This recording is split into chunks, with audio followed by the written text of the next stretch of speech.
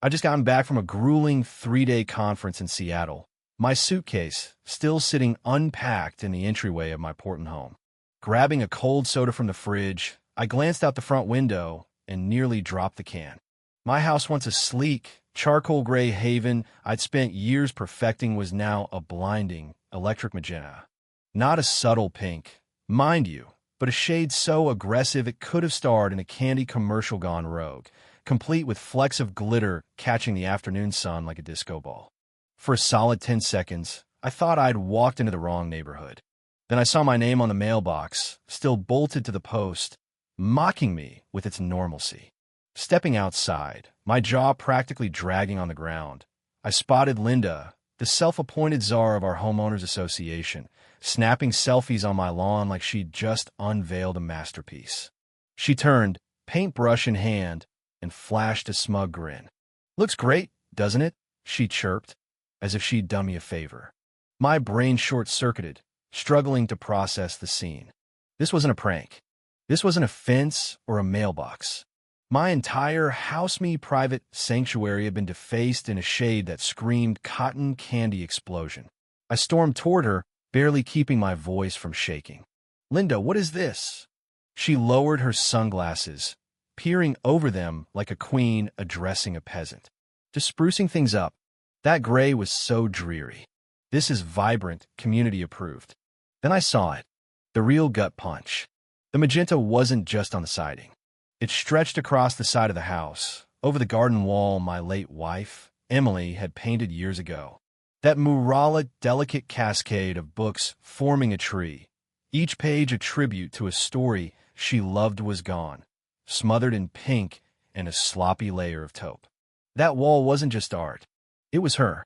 Her memory, her grief, her joy, painstakingly crafted over months. Now it was erased, replaced by Linda's tacky vision. My fists clenched, my soda forgotten in my hand. I don't recall exactly what I said next, but it wasn't polite. Linda just rolled her eyes, muttering about my ingratitude before sauntering off, leaving me in a haze of rage and disbelief. Neighbors started poking their heads out, some gawking, others laughing nervously. Nobody said a word. That's the thing about HOA people: stay quiet, cowed by petty tyrants like Linda, who'd ruled our suburb with an iron fist for years. She'd find people for everything from unapproved mailboxes to excessively cheerful holiday lights. But this was war. That night, I couldn't sleep. I scrolled through old photos of Emily's mural on my phone, each one a dagger. The tree of books had been her tribute to her father, a librarian who'd raised her on stories. Kids used to read by that wall. The local paper had called it a neighborhood treasure. Now it was taupe, slapped on so carelessly it looked like a toddler had done it blindfolded. By morning, I was done raging. I got to work. I pulled up the HOA bylaws, combed through every line, and found gold. No board member, not even the chair, could alter private property without written consent. I hadn't signed a thing. No email, no letter, no text, just a neon nightmare. I started gathering evidence like a detective in a crime drama. Photos of the house from every angle, screenshots of the mural's original glory, even doorbell cam footage from my neighbor showing Linda directing a paint crew on my property while I was away. I tracked down the painters, who admitted Linda had lied, claiming I was facing city fines and needed an emergency repaint. She'd even paid for it with the HOA's community card, labeling it an aesthetic rescue. I wanted to scream and laugh at the same time. This wasn't just vandalism, it was fraud, trespassing, and destruction of property. I marched into the HOA office, a flash drive loaded with evidence in my pocket. The receptionist's smile faded when she saw me. I asked to see the board, and soon Greg, the vice chair, appeared, looking like he'd rather be anywhere else. I handed him the drive and said, "I've got more proof than a courtroom needs." As he scrolled through the files, his face went from curious to grim. He paused on a photo of Emily's mural, the original, and asked quietly, "This was your wife's work?" I nodded, my throat tight. He promised Linda would face the board in 3 days. I promised I'd be there with a lawyer. Those 3 days crawled by. I printed my evidence, laminated a photo of the mural like it was a holy relic, and braced for battle. Meanwhile, my house became a spectacle. Neighbors slowed their walks, staring at the magenta monstrosity. But then something shifted. Mrs. Carter, a quiet widow from down the street, brought me a plate of brownies and said, "That wall was special." Linda had no right. Her words cracked the neighborhood silence. By evening, I had texts and visits from others, each with their own Linda horror story. The Wilsons had been fined for a too rustic birdhouse. Sarah, a single mom, was still fighting a $200 penalty for overly vivid tulips. Linda wasn't just a nuisance, she was a bully, and her biggest mistake was picking a fight with someone who'd fight back. The board meeting felt like a showdown. I arrived early, suited up, evidence in hand. Linda swept in wearing a blazer that matched my house's new shade, smirking like she owned the room. Greg opened the meeting, calling the issue an unauthorized property alteration. Linda launched into a speech, claiming my house's gray was depressing, and her paint job was a community uplift.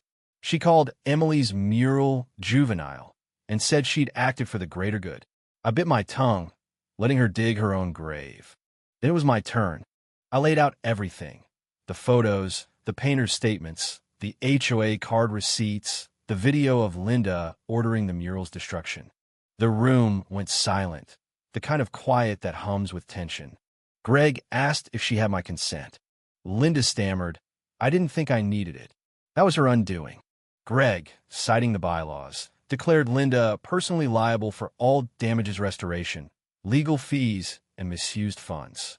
The total? Just over $60,000. Gasps echoed. Linda's face crumpled, her bluster gone. She tried to argue, claiming the mural wasn't official art, but no one bought it. The board voted unanimously. She'd pay, and her reign was over. She stormed out, leaving a stunned room behind. Greg apologized, admitting they'd let her run unchecked for too long. I left feeling lighter, not because the pink was gone, but because the power had shifted. The neighborhood exhaled. Linda was suspended, her HOA privileges revoked. My house still glowed like a bad dream, but I wasn't waiting. I contacted an art collective Emily had worked with. One artist, Rachel, remembered the mural vividly. When she saw the damage, she called it erasure. We planned a restoration, and she suggested adding a new elementous symbol of renewal. It felt right, like honoring Emily's spirit while reclaiming the future. Then Linda struck again, indirectly. A post appeared on the HOA's online forum, clearly her under a fake name, whining about overreactions and subjective art. Next came flyers taped to mailboxes overnight, claiming I'd approved the paint and was now milking sympathy. They were printed on glittery pink paper, her signature. I didn't respond. The neighborhood did. By morning, the flyers were gone, replaced with signs supporting the mural. Someone taped a giant photo of the original to the community center. It was rebellion, quiet but fierce. Restoration began that weekend. Rachel's team scraped away the pink, revealing faint traces of Emily's books beneath the taupe. Neighbors joined in, bringing coffee, snacks, even helping paint. Kids drew chalk murals nearby. The wall became a gathering place, a symbol of defiance. Linda, watching from her window, called the city, claiming I was running an illegal construction site. An inspector arrived, saw a few people painting, checked my permits, and left, rolling his eyes. Apparently, Linda had a history of frivolous complaints. On the final day, Rachel added a new touch, a single magenta leaf outlined in silver on a new branch of the mural's tree. It wasn't mockery, it was truth, a nod to what we'd overcome. That evening, neighbors gathered for the reveal. Under new lights, the mural glowed, more vibrant than ever. People clapped, some cried. I saw Linda's curtain twitch. She was watching, but she wasn't the story anymore. The aftermath was seismic. An HOA audit revealed Linda had misused funds for years, funneling money to her sister's consulting firm for nonsense like $500 decorative rocks. The board sued her for embezzlement, a first in our community's history. Residents spoke up, sharing stories of her abuses. The HOA rewrote its rules, requiring resident votes for major decisions. My house, once a joke, became a landmark. People drove from across Portland to see the mural, now featured in art tours and blogs. Linda didn't go quietly. She sued me for defamation, claiming the mural's silver leaf humiliated her. My lawyer laughed it off, and we countersued for trespassing, property damage, and harassment. The trial was a spectacle, packed with neighbors. Linda's excuses calling her actions misunderstood kindness fell flat against my evidence. The judge ruled in my favor, hitting her with another $60,000 in damages. She left the courtroom diminished, a shadow of her former self. The mural grew. Residents added book titles to its branches, from The Hobbit to Beloved. It became a living story, a testament to resilience. Linda stayed in her house, a recluse, her once pristine yard overgrown.